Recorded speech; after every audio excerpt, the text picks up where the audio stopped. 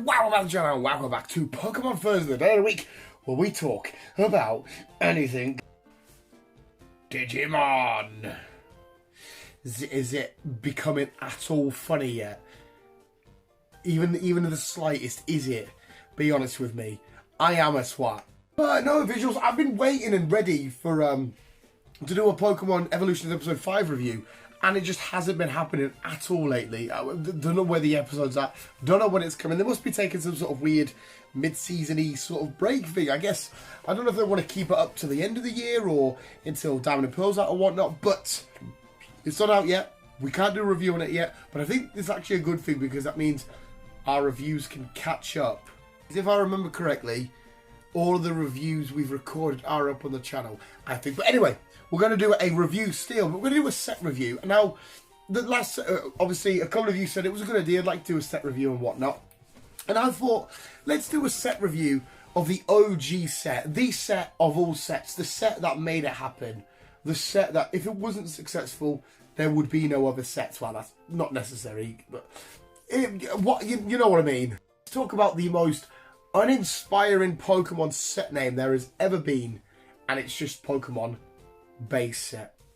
Yes, visuals, the place where you could arguably say my passion for collecting come from, where it all originated from, where my love of the Pokemon TCG and maybe an extra step in my love of Pokemon come from, because we're talking about the Pokemon base set, the OG set, and I have so many fond memories of this beautiful, beautiful set. But yes, Pokemon base set. I remember going to the shop and spending what little money, well, I'm broke now, but what little money at the time on a handful of packets. Like, the idea of buying a full entire booster box at that age when I was younger is bizarre to me. The fact that the cards are laying flat and they come that way, I miss that. I think that's fucking amazing. Just seeing that blue box with a Pokeball and the energy side, was so good. And it's one of the... Well, there was a few more, but it's one of the sets that I was really able to take to school and trade with friends and do all that stuff. You know, make it a real trading card game, because I can't come into work now with all the lads and be like, hey lads, you want to swap some evolving scores? Friendly men who have grown up in my work giving it, yeah, if you got a require, it just doesn't happen. I can't do that anymore. I have a lot of fond memories of this fucking beautiful set.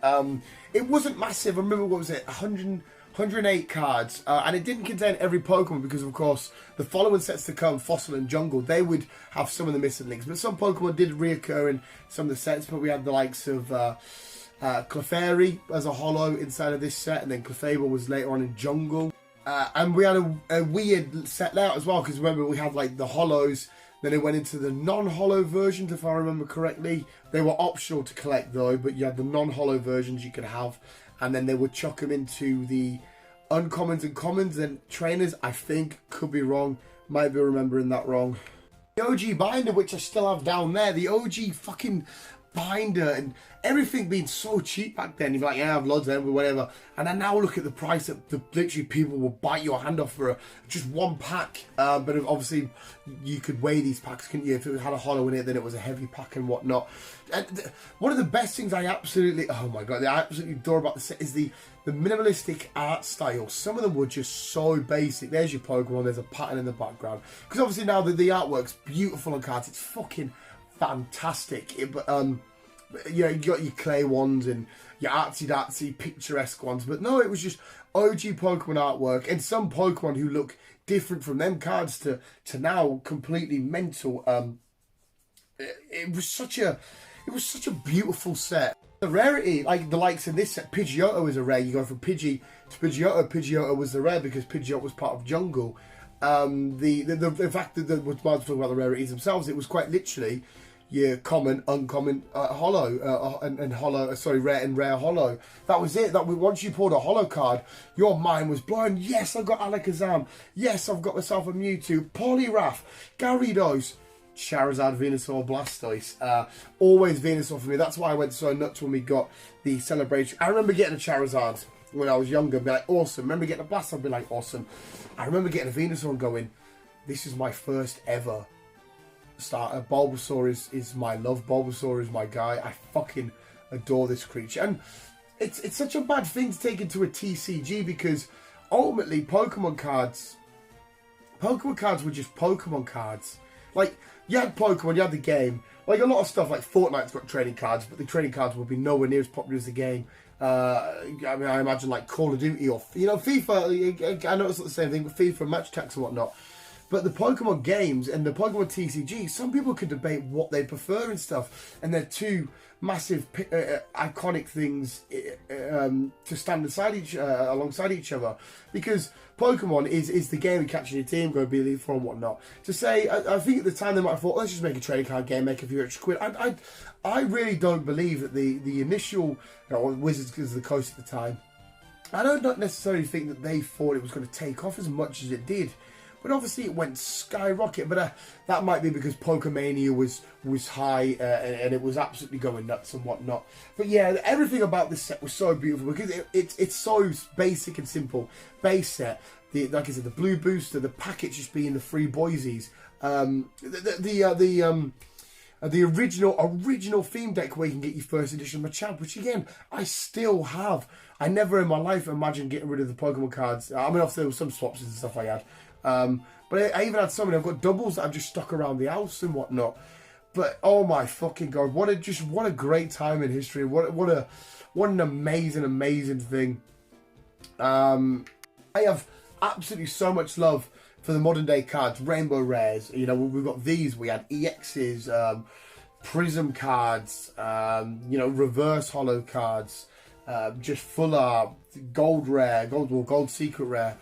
Shiny Pokemon on cards and whatnot. They all look amazing, but the thought of getting out of school or whatever and being like, Mum, can I have some Pokemon cards? And being able to get like 2 packets and you'd get them and you'd be like, oh wow, and that was everything to you. I used to take them son of bitches out with me everywhere.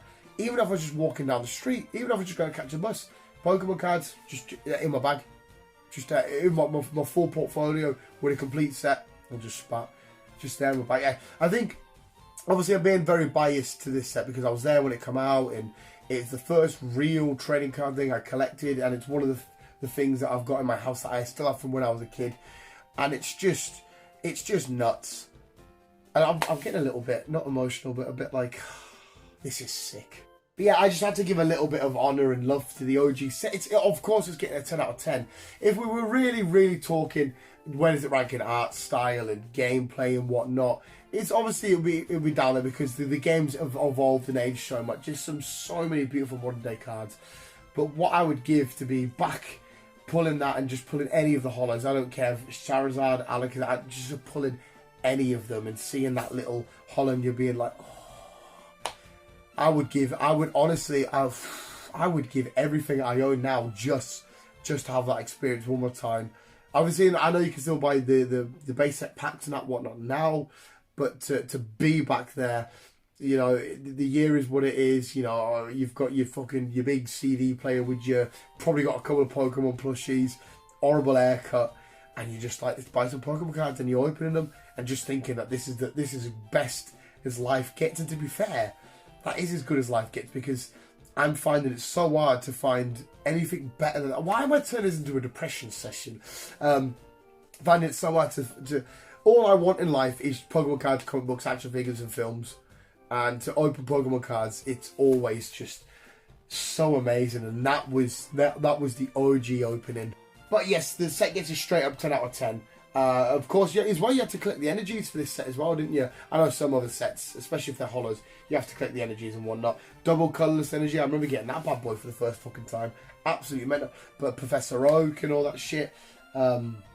Jungle Peter, not Jungle. Fat Pikachu in Viridian Forest. Yeah, 10 out of 10. Artwork and all these sets amazing. So much nostalgia, so much investment, emotional investment from me.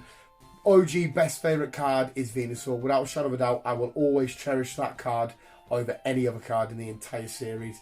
Ever, that's forever in Pokemon. Pidgeotto is close second because Pidgeotto has been my favourite Pokemon of all time.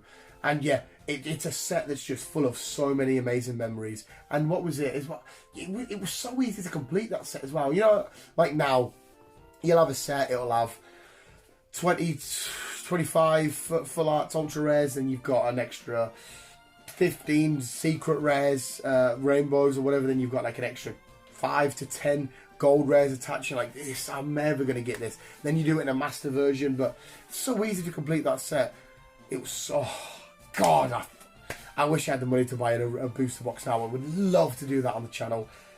But visuals, Pokemon base set review is done, dusted. Did I even really review it? I just get a weird depression session. Let me know in the comments, but it's getting a massive 10 out of 10. I love this set. I always will. It will be one of the pinnacle moments of my collecting life history, whatever. Visuals, base set, 10 out of 10. But let me know what you think, and let me know if you were lucky enough, or if you were around the time I was, to get your own packets and still have your own original cards, or maybe you grew up a few years later and you were only in on start collecting a Gen 3 or whatever. Even though some of them cards are still absolutely beautiful. Neo Genesis from, what was Gen 2, wasn't it? Whatever, all that shenanigans, amazing. But visuals, that was Pokemon Thursday. Pokemon base set review, the OG set, 10 out of 10. There is nothing I can fault about that set. Visuals, there we go. Well, my last point is well, actually, I'm going to get this out there. You always felt lucky. I can't remember, again, I might just be completely thinking about this because I love the set and I love the time that it was in. But I always felt like every pack was just amazing. It always blew my mind, like, wow. Oh, Weedle, wow. Kakuna, wow. Beedrill, wow. But visuals, yes, amazing. Let me know what you think, any of that, about Pokemon TCG base set, OG original base set. Visuals, thank you for watching. You guys are just fucking best. Visuals, I love each and every single one of you so fucking much. Remember to keep being you and keep out. Keep it out.